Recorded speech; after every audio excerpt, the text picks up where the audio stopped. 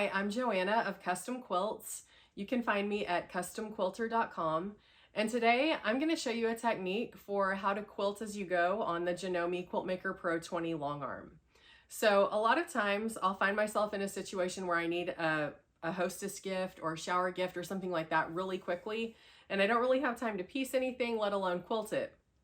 So that's where this technique comes in really handy, because all you have to do is cut some quick strip sets, and you can vary them in width as long as they're the same length, and you can quilt them as you go on the long arm. So you're piecing and quilting all in one, throw some binding on it, and you have a gift ready to go.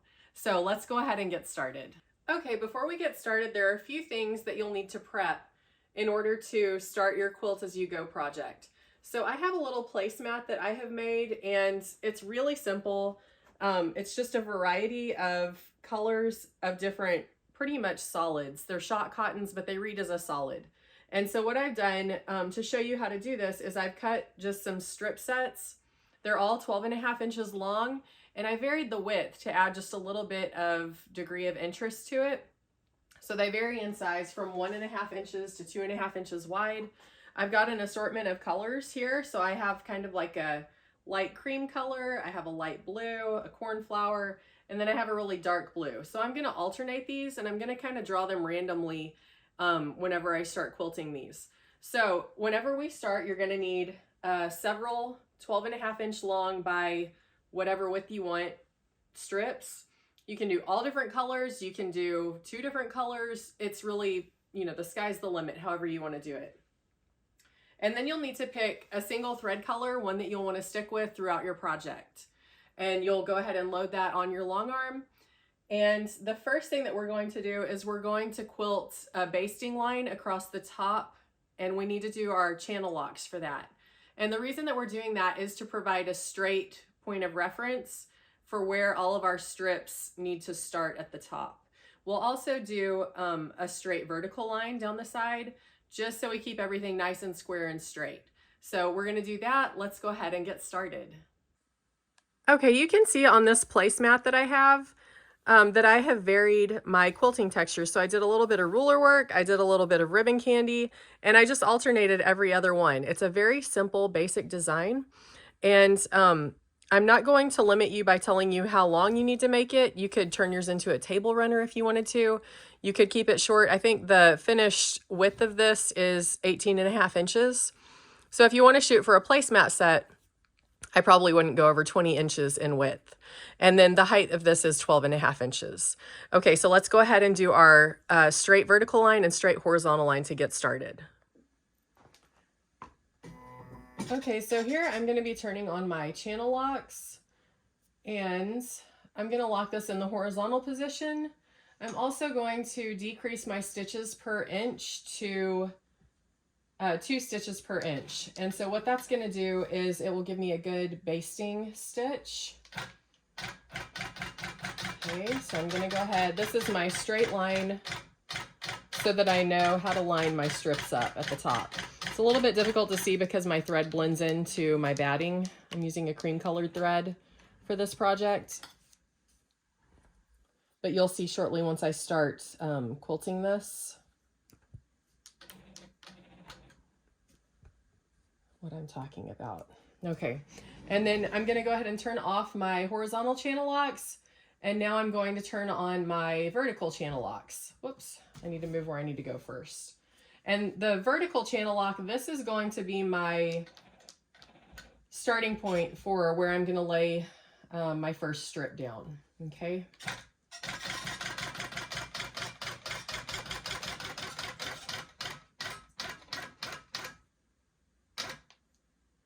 Okay, so I have my strip set here. I have quite a few strips that I've cut, and I'm going to start with a really dark color because that way you'll be able to see it a little bit better. It'll be better for visibility, and I'm going to lay the top of my strip right at the corner of that horizontal line and right against my vertical line. And so I'm going to base that in place.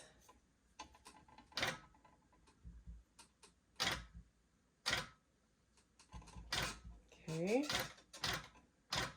So that's going to be right on top of my vertical line that I just basted.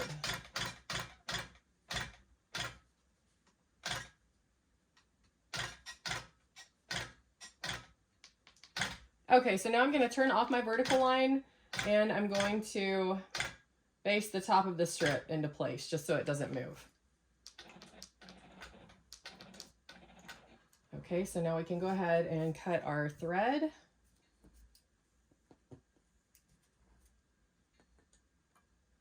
Just like that. Okay, now we're ready for the next step. Okay, so I have got my assortment of different strips here. I've got 4 different colors that I'm going to pull from.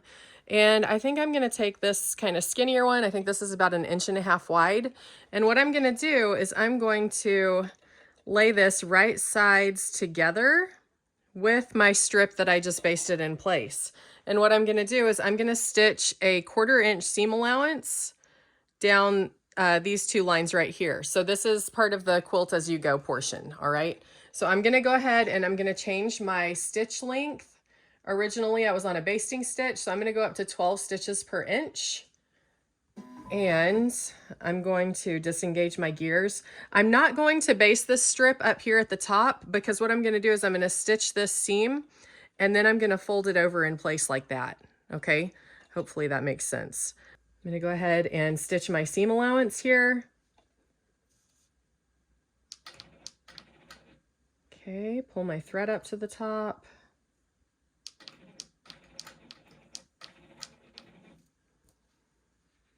Seems like this is taking kind of a long time for me to get this set up, but once you get going, it's really, really quick and satisfying sew. So I'm just making sure that the edge of my foot is right on the edge of the fabric to give me an even 1/4 inch seam allowance, okay?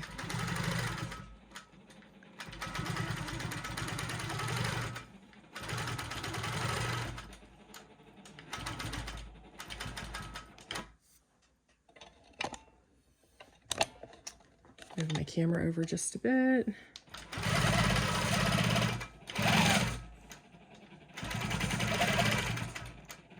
Okay, and now I'm going to go ahead and cut my thread.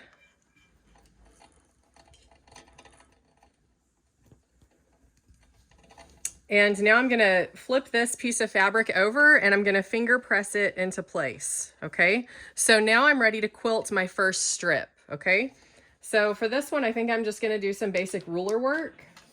And another great thing about varying the widths of the strips here is it gives you a really good practice for how to quilt different size borders. So if you're going to be quilting a quilt that has different width of borders, like maybe you have a really skinny border, maybe you have a really fat border, and you need to practice quilting those different widths, this is a great way to practice that. Okay, so I'm going to go ahead and start out by doing just some easy ruler work here.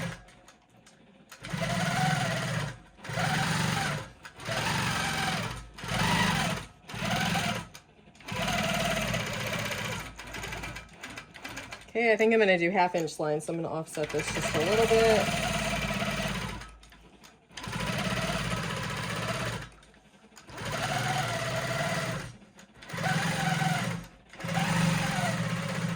And I'll do one more line before I add my next strip. And so the reason that I'm not going straight into quilting this strip next, I could go ahead and quilt this other strip that I've already added. However, I don't have a clear indication of where my 1/4 inch seam allowance is going to be. So if I'm doing ribbon candy here, and I quilt all the way to the edge with the ribbon candy, then that's going to get covered up by my 1/4 inch seam allowance, and I don't want that. Okay, so I'm going to go ahead and add my next strip, and then using the same techniques, and then I'll be ready to quilt this strip. Okay, so here you can see that I've got my strip set ready to go. I am going to go ahead and add my next piece over here. All right, so I'm going to go ahead and pick up my thread. And again, I'm sewing this with a 1/4 inch seam allowance, so you can see the edge of my foot is just barely touching the edge of the fabric, okay? And we want to make sure that both pieces of fabric are down here. I'm going to use a slightly smaller ruler this time. Okay, readjust a little bit.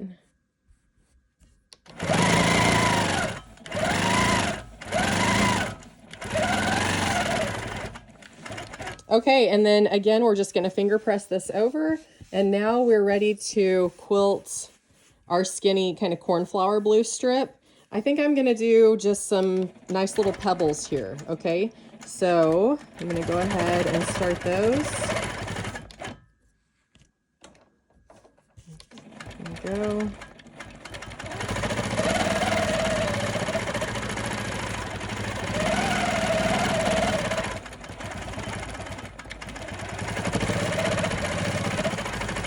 So you can see that I'm using both sides of the other pieces of fabric as my kind of visual boundary lines. Like I said before, this is a great way to practice quilting skinny borders.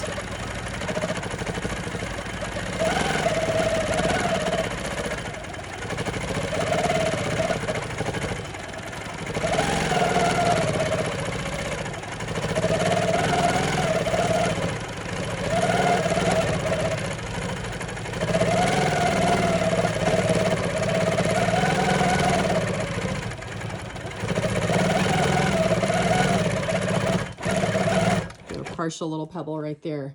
Okay, now I'm ready to add my next strip and quilt the other one. So let's go ahead and do that.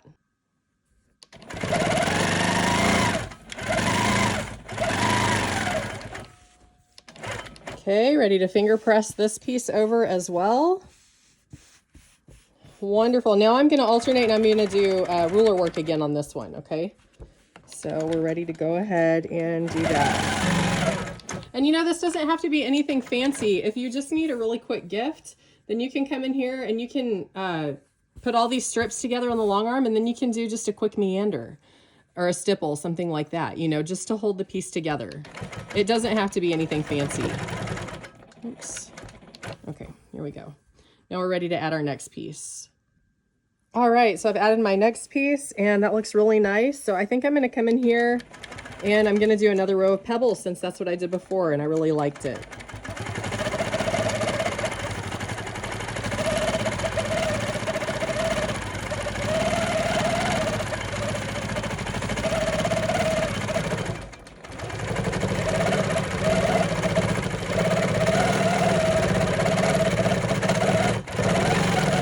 Okay, so I'm gonna continue adding these cute little strips until I fill up about an 18-inch wide piece of fabric. And I think I'm just gonna use mine as a placemat.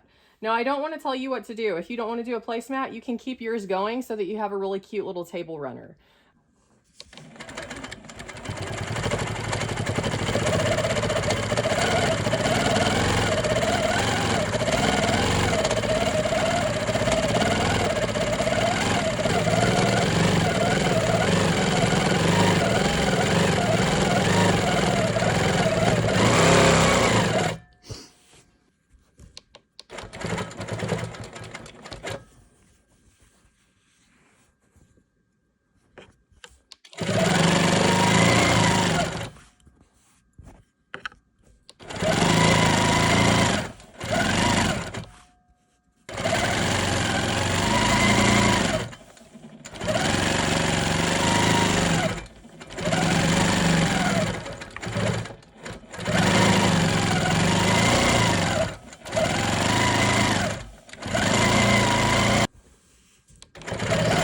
Okay, now I'm gonna add my final strip here.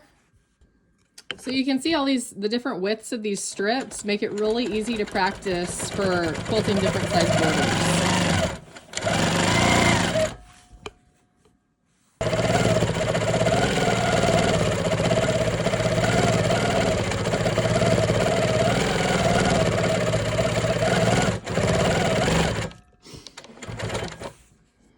I lied, I'm gonna do one more. I want a little more width on this. So this is my last one and then I'll be done.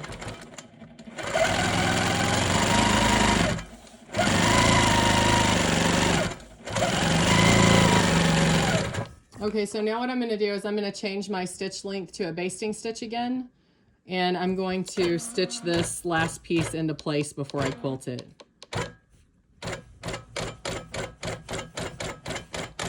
Doesn't have to be perfect. Just want to keep it in the outer seam allowance where the binding is going to catch it. Okay, great. So now, whoops, Now I'm going to increase my stitch length back to 12, and I'm going to finish this off with just some nice simple ribbon candy.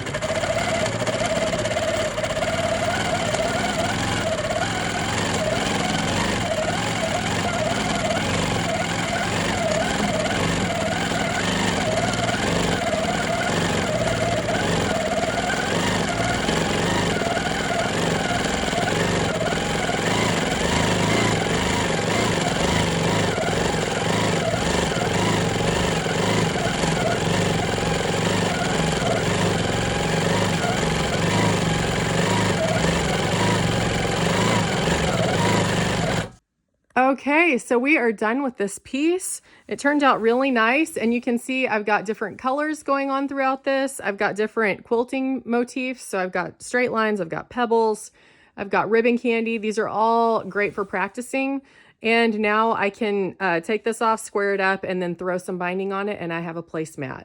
So I could duplicate this a couple times and have a quick placemat gift set. So yeah, I hope you'll try this technique of quilt as you go on the long arm. It's really quick, really satisfying, and it'll give you a quick finish.